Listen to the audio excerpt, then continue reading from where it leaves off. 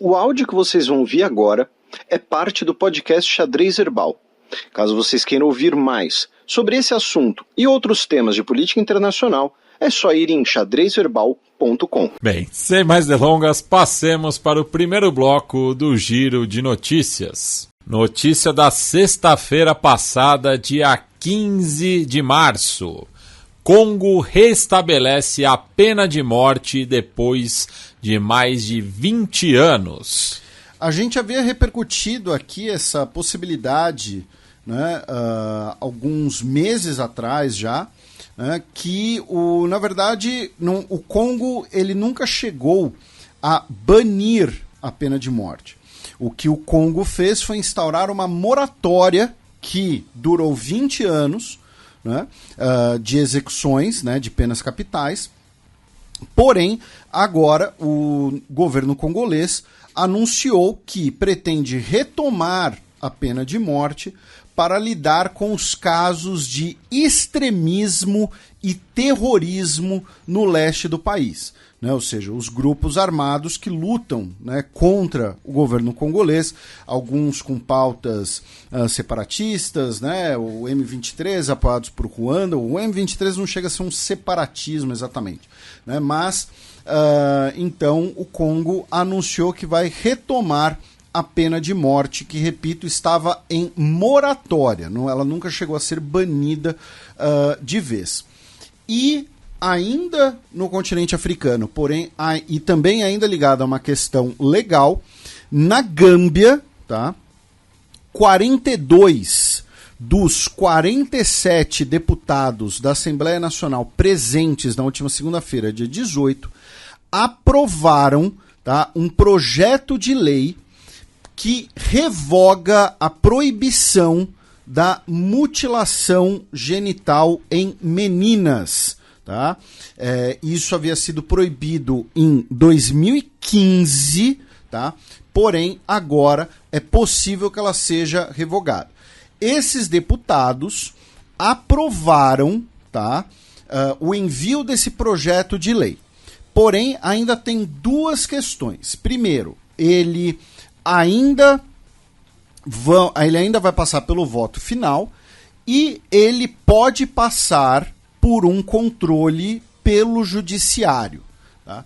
Porém, sendo transparente, a matéria do New York Times, assinada pela Ruth McLean, ouviu diversas pessoas na Gâmbia e especialistas no assunto, e afirmaram que tudo indica que a Gâmbia vai ser o primeiro país a reverter esse tipo de proibição dessa prática completamente absurda, né, e sem sentido, e que sequer tem fundamentação religiosa. Tá? É importante mencionar isso, porque são países muçulmanos que fazem isso, porém existem muitos teólogos muçulmanos que apontam que não existe nenhuma justificativa religiosa para isso. Né? Inclusive, mesmo se a gente olhar para alguns outros países muçulmanos, essa prática, mesmo dentre a Organização de Cooperação Islâmica, é minoritária. Né? Então é algo completamente sem sentido, é algo bárbaro, é algo violentíssimo, né? E que, enfim, não tem justificativa. Ainda no continente africano e também no final da semana passada, nova facção sudanesa assina acordo com o exército em meio à guerra civil. Nós temos agora o surgimento de um novo ator nessa guerra civil sudanesa. Tá? É a Coordenação das Forças Nacionais Sudanesas. É um grupo liderado pelo Malik Agar, que era vice-presidente do Conselho Soberano. O Conselho Soberano foi aquele conselho, né, instaurado após a revolução que derrubou o al-Bashir, que foi dissolvido pelo golpe militar. Né? Então, ele é uma liderança política que participou do processo revolucionário, foi derrubado pelo golpe militar do Fatah al-Burhan, né? E agora cria, né, digamos assim, essa nova organização. Ele que era ou ainda é, talvez, um aliado do Hemedti, o Mohamed Dagalo, que é o líder das Forças de Apoio Rápido, o grupo de milícias, né, as antigas milícias Janjaweed, que lutam contra o governo militar sudanês. Então, ele é uma figura que está mais próximo dos, digamos assim, rebeldes, né, pensando na lógica de governo militar e rebeldes, ele está mais próximo dos rebeldes, porém, criou esse novo grupo e assinou, né, um pacto político com o Al-Burhan, tá? Ele se encontrou com o Al-Burhan. Vocês podem ver a foto do encontro deles, por exemplo, para quem estuda Sudão, África ou apenas se interessa, né? No site da Banga Sudã, que é um dos poucos veículos de mídia que cobrem o Sudão em inglês de forma independente, ou seja, é feito inclusive por sudaneses, tá? Uma espécie de jornalismo guerrilha ali. E ele se encontra com o Al-Burhan inclusive fardado, tá, nesse encontro, e eles assinam esse acordo político. Tá? Então é um possível terceiro ator nessa guerra civil que talvez esteja buscando uma espécie de neutralidade, porque, repito, ele era mais próximo das forças de apoio rápido, mas talvez agora seja uma dissidência que falou, olha só, a gente controla aqui, ele controla inclusive um pedaço do território do país, ao sul, tá, na região do Nilo Azul, e pode ser agora um novo ator que busque neutralidade.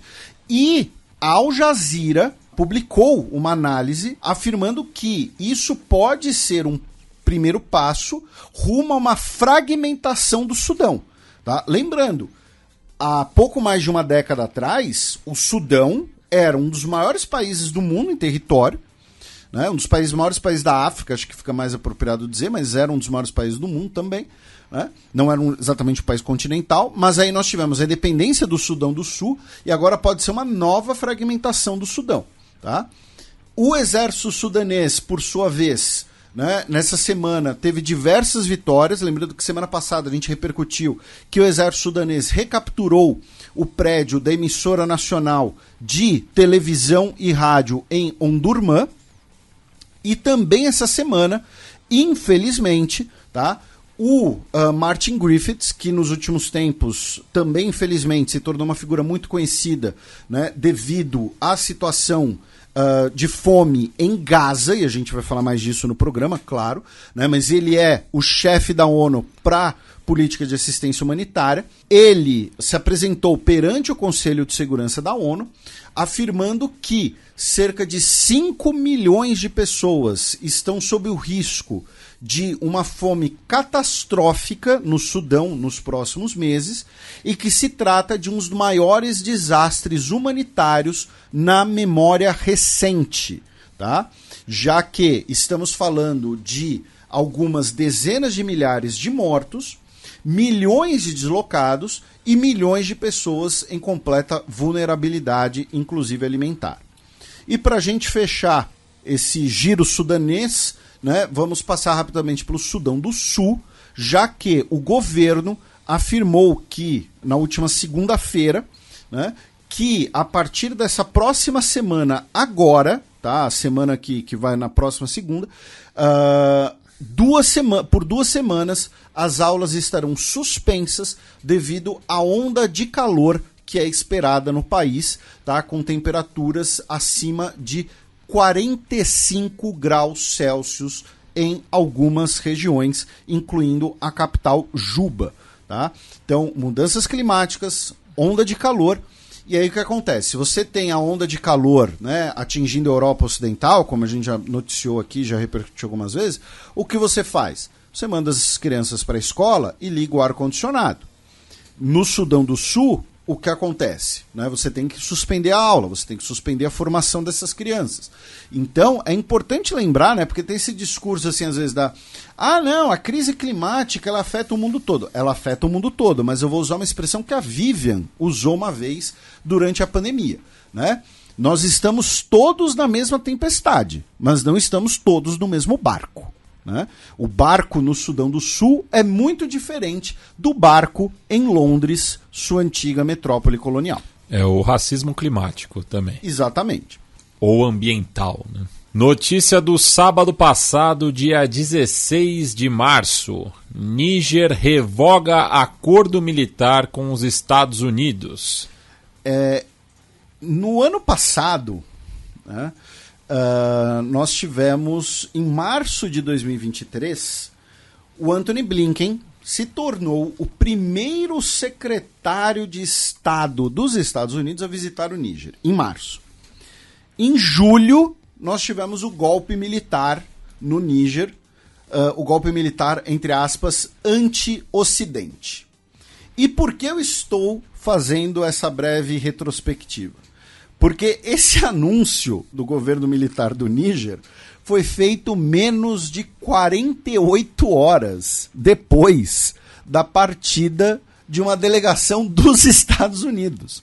Tá? Então, assim, foi uma delegação dos Estados Unidos no Níger, sentou, conversou, foram embora, menos de 48 horas depois o Níger veio e falou assim, olha só, nosso acordo militar com os Estados Unidos está suspenso, está cancelado, queremos a retirada das tropas dos Estados Unidos.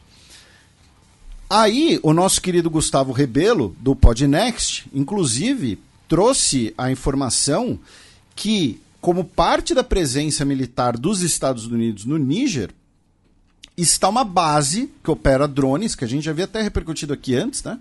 Mas essa base custou 110 milhões de dólares, tá? É uma graninha razoável aí, né? Para você simplesmente deixar de presente, né, em outro local. Hoje estão cerca de 1.000 militares nos Estados Unidos, como parte, né, da chamada guerra ao terror, né, essa guerra eterna, né, que inclui o Sahel e a luta contra os grupos jihadistas no Sahel.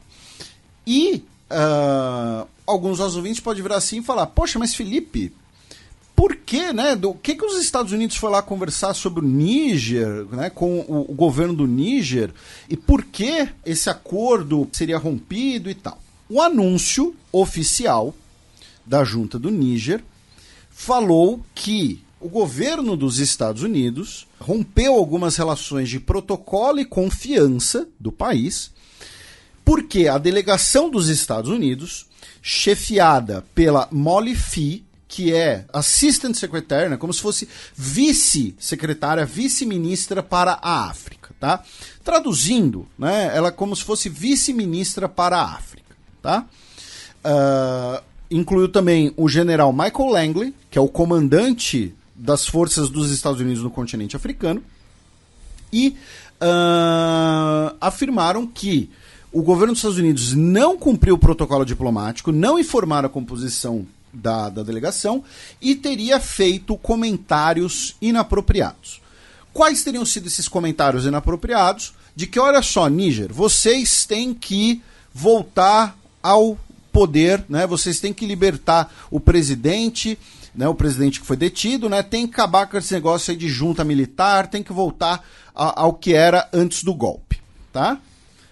Porém, todavia, entretanto, mas muitos veículos de comunicação estão comentando uma outra coisa muito importante. Aqui no Xadrez Herbal a gente se orgulha de algumas coisas, né? Uma delas é que nós fazemos uma cobertura bastante razoável sobre o continente africano, né? Especialmente comparado com o chamado mainstream do noticiário, né? E quando nós tivemos o golpe no Níger, nós falamos aqui no programa que esse golpe teria mais repercussões do que outros golpes por aí, porque o Níger era, e ainda é de certo modo, importantíssimo, né, para a cadeia energética francesa, já que boa parte do urânio das usinas nucleares francesas vinha do Níger. E a França é um país que proporcionalmente usa muita energia nuclear. Tanto que, na mesma época, um ouvinte nosso até comentou, né, que ele trabalha no mercado financeiro, ouve o nosso programa e tal, e ele reparou que uma empresa canadense, né, de mineração de urânio, as ações subiram logo depois do golpe do Níger, né, porque vão ter que procurar urânio em outro lugar agora. Então, urânio é bastante importante. E o Níger tem bastante urânio. Quem também quer urânio? O Irã. O Irã tem um programa nuclear tanto pacífico quanto militar. Então, aparentemente, essa delegação dos Estados Unidos foi ao Níger não para discutir jihadismo, não para discutir retorno à democracia, alguma coisa assim. Foi lá para bater na mesa e falar: se estão vendendo urânio para o Irã, se vocês tiverem, vocês têm que parar de vender urânio para o Irã agora. A gente não vai deixar vocês venderem urânio para o Irã. E o Níger virou e falou assim: olha só, o urânio é nosso, a gente vende porque a gente quiser. A gente não quer vender mais para a França pagava muito pouco e tal, a gente vai vender urânio para o Irã sim. Tá? Então, aparentemente, existe também esse componente. Tá?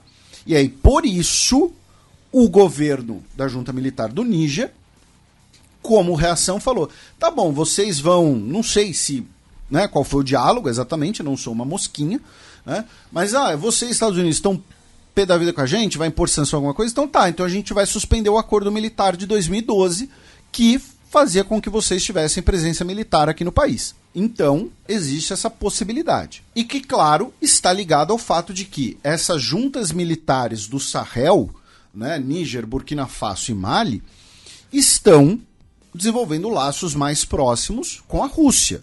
Né? E aí, por consequência, né, o Irã acaba entrando nessa parada. E aí, por que eu estou falando disso? A gente não vai repercutir muito aqui, mas uma sugestão de leitura para os nossos ouvintes, uma matéria da Al Jazeera sobre o aumento da presença russa em Burkina Faso, tá? Assinada por Justin Yarga. Tá? Então, a matéria é diretamente de Ouagadougou, né, capital de Burkina Faso. Então, fica a sugestão de leitura. Tá? E, finalmente, meu caro Matias, né, aproveitando que estamos no Sahel, nesse final de semana teremos as eleições no Senegal. Né?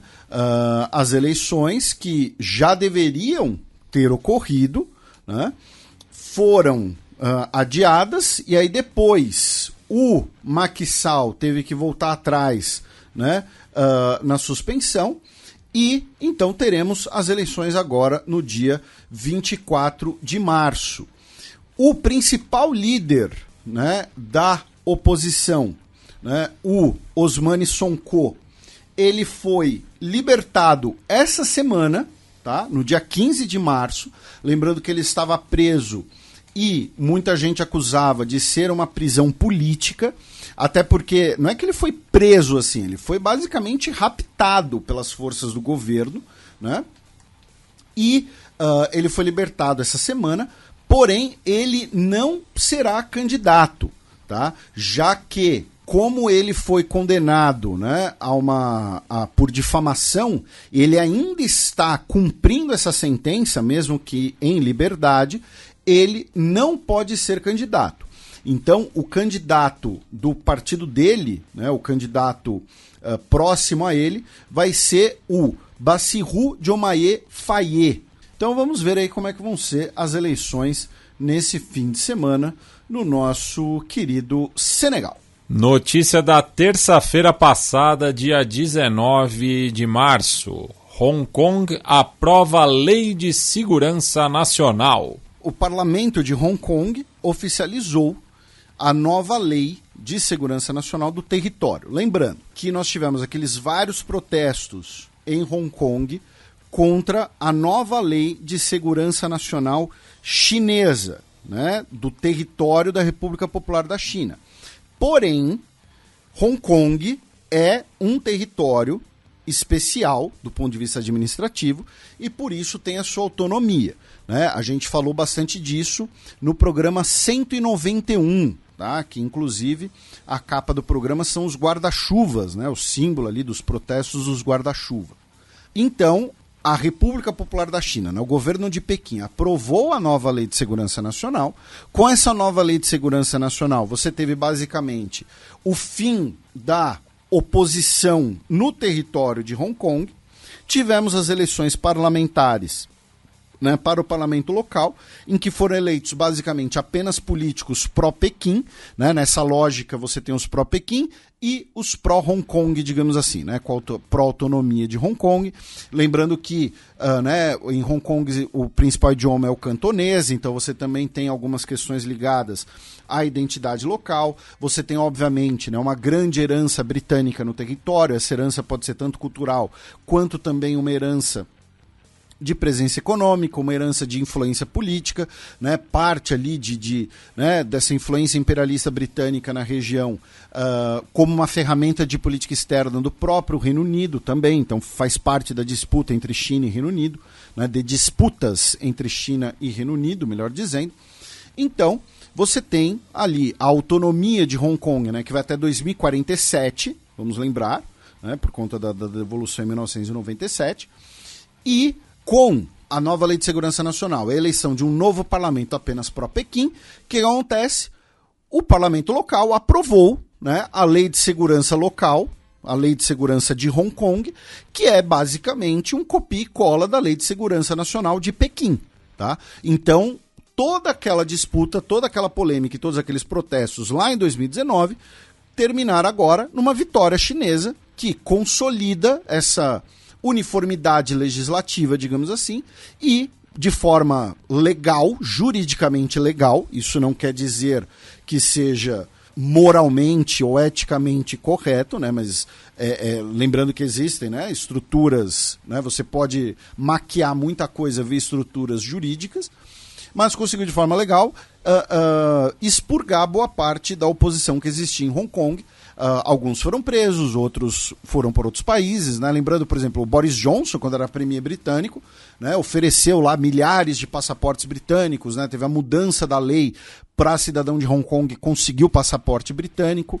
Lembrando que cidadãos de Hong Kong mais velhos já têm esse direito. Então, agora nós temos essa nova lei de segurança e a União Europeia, por sua vez, né, afirmou que essa nova lei de segurança de Hong Kong pode afetar o status de Hong Kong como um centro de negócios, né? Um business hub, né? Incluindo aí os investimentos da própria União Europeia no território. Ainda em relação à China, meu caro Matias, a Agência Reguladora Econômica Chinesa, né, condenou o fundador do grupo Evergrande, o Hui Ka-Yang, de ter inflacionado resultados da empresa, fraudado papéis e ter falhado na transparência da gestão da empresa. Por conta disso, ele vai ter que pagar uma multa de cerca de 6,5 milhões de dólares e não vai poder mais operar no mercado de ações pelo resto da vida. Tá? Ele foi banido do mercado de ações pelo resto da vida. Tá? E, finalmente, vamos a Taiwan com notícias absurdas de 2024, notícias absurdas do capitalismo tardio ou notícias absurdas do Squid Game. Como é que é o nome do Squid Game em português? Round 6. Né? Trazidas novamente pelo nosso Gustavo Rebelo. Né? Um estudante de Taiwan, ele decidiu amputar as próprias pernas em um esquema para fraudar uma seguradora e receber 1,3 milhões de dólares. Por conta disso, ele realizou ali um procedimento para resultar em uma gangrena da própria perna e foi para um hospital alegando um acidente e então ele receberia o dinheiro. Porém, os médicos acharam estranho as pernas terem congelado de forma simétrica, não terem marcas de tênis e botas, enfim.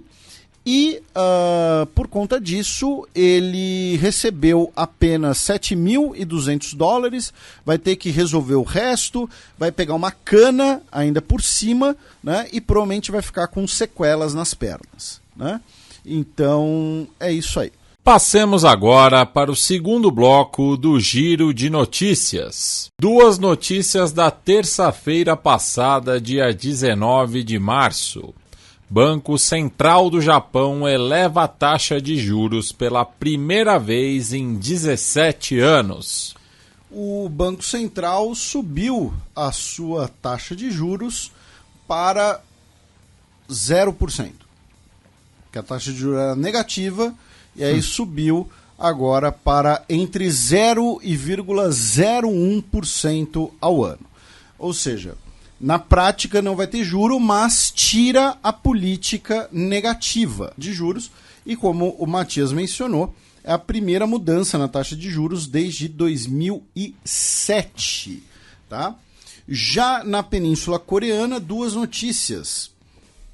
Uma delas é que uma reportagem da Agência Central de Notícias da Coreia, né, que é a agência estatal de notícias da Coreia do Norte, se referiu à filha adolescente do Kim Jong-un, a Kim Ju-ae, como uma grande guia, tá?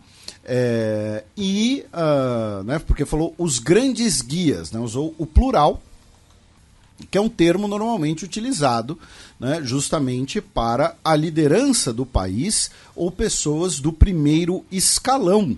Né? O termo em coreano é Hyangdo e foi a primeira vez que isso ocorre. E então assim, é um sinal de que a filha do Kim Jong-un, né, poderia estar sendo alçada a posições de governo. A outra notícia é que no início da semana, o Antony Blinken visitou a Coreia do Sul e durante essa visita, a Coreia do Norte realizou testes de mísseis balísticos de curto alcance. E finalmente passamos pela Mongólia, já que a Cruz Vermelha e as Nações Unidas solicitaram, tá, um apelo de emergência de assistência para a recuperação dos rebanhos do país, já que a Mongólia passou por um inverno extremamente rígido, atipicamente rígido, que deixou mais de 4 milhões de animais mortos. Tá? Mais de 2.200 famílias de criadores de animais perderam cerca de 70% dos seus rebanhos, tanto pelo frio quanto pela falta de disponibilidade de pastagem. Cerca de 30% da população da Mongólia é de criadores de rebanhos, incluindo aí populações totalmente ou parcialmente nômades. Lei do Texas contra imigrantes é novamente suspensa.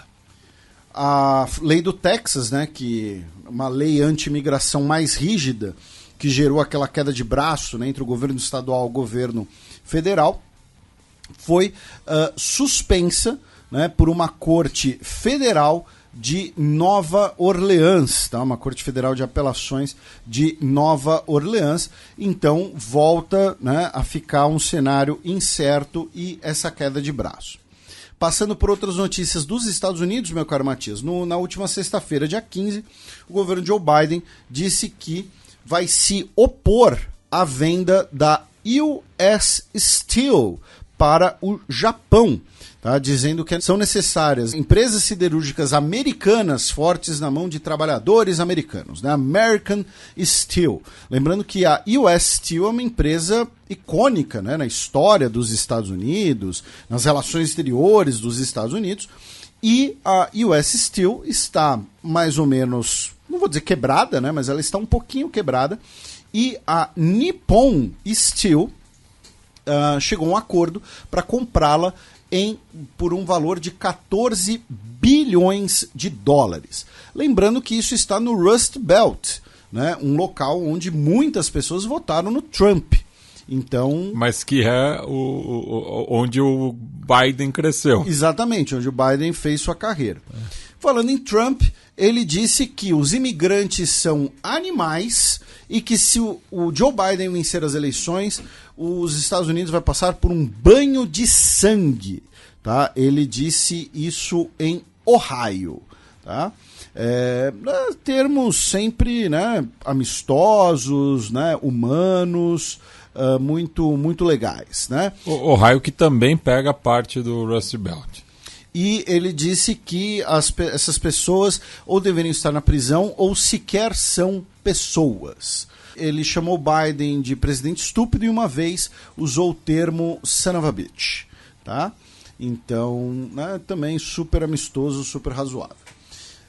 O Biden depois fez piadas no tradicional jantar, né, em Washington, e disse que um candidato, né, está muito velho e não é apto mentalmente para ser presidente. O outro candidato sou eu. Um clássico da comédia, né? Você criar uma expectativa e quebrá-la. O ex-conselheiro do Donald Trump, Peter Navarro, se torna o primeiro conselheiro do Donald Trump a começar a sua sentença prisional, né, devido à sua participação nos eventos do 6 de janeiro no Capitólio. Falando em prisão, teve alguém que foi preso hoje, né? Pois é. Teve alguém que foi preso. Eu não sei direito, eu não vi direito. Um caso internacional, né? Pois é. Envolveu Itália e tal. Pois é, tá preso. Que coisa. Enquanto o outro foi solto, né? Mas... isso daí foi bastante questionável, né? O Dona Espanha. Mas é isso aí. O Trump recorreu, né? Apresentou um recurso, né, na Suprema Corte, no seu pedido de imunidade judicial, afirmando que todos os ex-presidentes devem ter imunidade judicial absoluta, porque se um presidente enfrentar processos criminais pelos seus atos durante o cargo, todos os presidentes serão então impedidos de agir. O termo imunidade judicial absoluta está no recurso, tá, gente? O Instituto Ipsos publicou uma nova pesquisa essa semana, colocando Biden ligeiramente à frente do Donald Trump na intenção de voto nos Estados Unidos. E também me chamou a atenção essa semana, né, que o Mark Hamill, o Luke Skywalker, compartilhou, né, uma foto de campanha do Trump, no qual ele está cercado de pessoas, né, que eram conhecidas de uma vítima de armas de fogo, no qual está a campanha Say Her Name, e o Trump autografou essa foto, mas ele e as pessoas estão sorrindo na foto. Assim, é necropolítica total, em estado puro, né? E o Mark Hamill comentou, né? Nada para ver aqui, pessoal. É só uma foto ordinária de um sorridente ex-presidente posando grotescamente com a foto de uma trágica vítima da violência que ele se apropriou para autografar.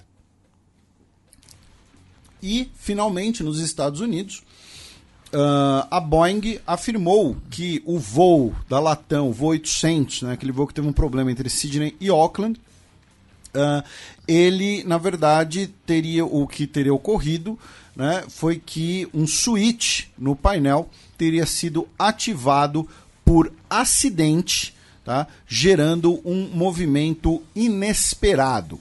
E para quem quiser ficar mais por dentro dos últimos da Boeing, o nosso querido Lito, do Aviões e Músicas, publicou o vídeo 6 dias atrás. A gente falou semana passada que ele certamente publicaria vídeo, tá? Os problemas com a Boeing e o 737 MAX, tá? É o vídeo 1221 do Lito, porque ele mantém a sequência numérica. Vocês entram lá no canal dele, Aviões e Músicas, tá lá o vídeo, assistam, tá? Usei imperativo, mas assim, é uma recomendação. Mas assistam, no imperativo. Se não assistir, não passa de ano. Notícia de quarta-feira, dia 20 de março. Presidente do Vietnã renuncia em meio à campanha anticorrupção. O presidente do Vietnã, né? Alguns dos nossos ouvintes podem falar, mas pô, Felipe, o Vietnã não trocou de presidente faz pouco tempo? Pois é, esse presidente ficou pouco mais de um ano no cargo, né? No caso, o Vo Van Thuong, peço desculpas pela pronúncia provavelmente errada, e ele teve, então, a menor permanência dos 12 presidentes do Vietnã até hoje. Menor tempo de permanência no cargo. Ele que, como, né, o Matias mencionou, ele renunciou em meio a essa grande campanha, né, anti-corrupção, porém não está claro, né, se ele teria ligação direta com alguma coisa. O que ocorreu foi que o partido disse que os últimos desdobramentos poderiam afetar negativamente a reputação do partido. Tá? Então, assim, o que ele fez, o que ele aprontou, o que ele deixou de fazer, enfim, não está claro ainda. Tá? Mas o fato é, ele renunciou. Do Vietnã, meu caro Matias, a gente vai para duas notícias ligadas à Austrália. Né? Uma delas é que tivemos um encontro entre a Penny Wong e o Wang Yi, em Canberra. Né? O ministro de Relações Exteriores da China visitou a Austrália pela primeira vez nos últimos 7 anos. E a Penny Wong afirmou que disse ao Wang Yi que os australianos estão chocados com a pena de morte imposta ao Yang Hengjun. O Yang Hengjun é aquele jornalista que tem dupla nacionalidade, ele é cidadão tanto australiano quanto chinês, e ele foi condenado à morte na China. Tá? Eles também anunciaram que estão num caminho para um acordo que os 2 pandas gigantes que estão no zoológico de Adelaide continuem lá. Isso remete a uma coluna minha na Gazeta, que é um dos melhores títulos que eu já fiz, modéstia à parte, não que o sarrafo seja alto, né, mas que se vocês quiserem ler mais sobre a diplomacia do panda, eu tenho um texto chamado A Adorável Arma Diplomática Chinesa. Né? E a outra notícia é que o primeiro-ministro de Tuvalu, né, o Felete Tel, que a gente já mencionou aqui, que é um primeiro-ministro que pode estabelecer relações com a China, Pequim, né, romper com Taiwan, e que disse que o acordo de cooperação com a Austrália seria colocado em suspenso, ele afirmou que é necessário que a Austrália forneça garantias sobre a soberania de Tuvalu para que o acordo seja implementado. Notícia desta quinta-feira, dia 21 de março. Líder da oposição indiana é preso sob acusação de corrupção. Então, meu caro Matias, faltando um mês para as eleições, o nosso querido ouvinte Arvind Kejriwal, que é o ministro-chefe de Delhi, ou seja, ele é como se fosse ele é homólogo ao governador do território de Delhi, que é onde fica a capital. Tá? Onde fica, é o território da União, onde fica a capital. Ele, faltando um mês para as eleições, ele é preso, tá, sob uma acusação de corrupção ligada à indústria da bebida alcoólica. Tá? Não é assim, tem aqui a gravação dele como empreiteira, alguma coisa assim e tal. Não.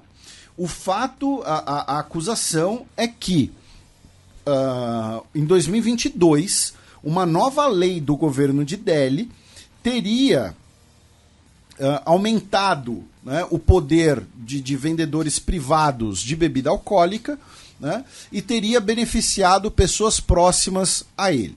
Tá? Porque antes você tinha um monopólio do governo da venda de bebida alcoólica, tá? No território da capital. Tá? Então ele foi preso faltando um mês.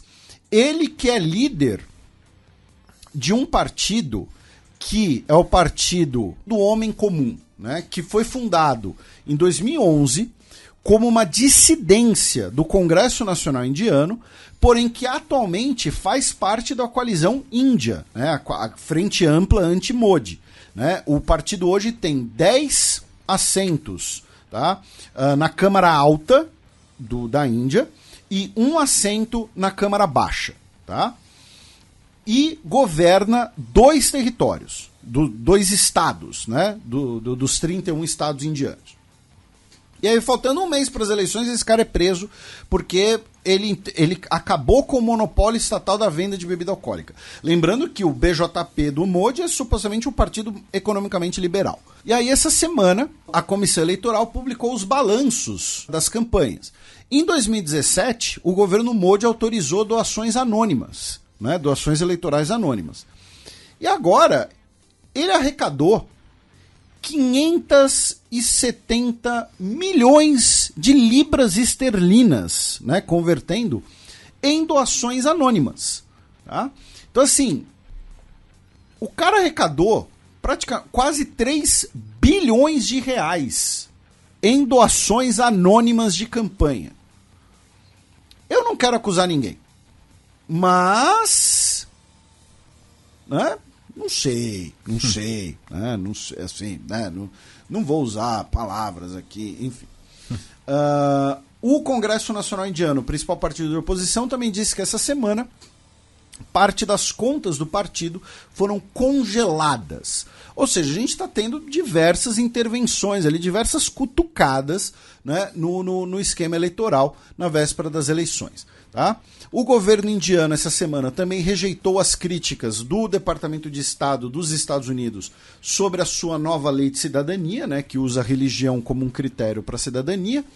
E a nossa ouvinte, Larissa Calisto, que usa o nickname Larisca, né, ela que é palmeirense, isso é o principal, ela reside nos Emirados Árabes Unidos, ela tem um número de Dubai e ela recebeu uma mensagem eleitoral em nome do Modi. E ela disse que isso se deve ao fato de ter muitos indianos nos Emirados Árabes Unidos, porém que lá está dando uma polêmica porque houve claramente um vazamento dos dados, tá?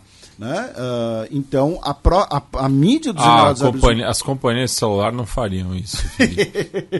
A mídia dos Emirados Árabes Unidos está repercutindo esse possível vazamento de dados.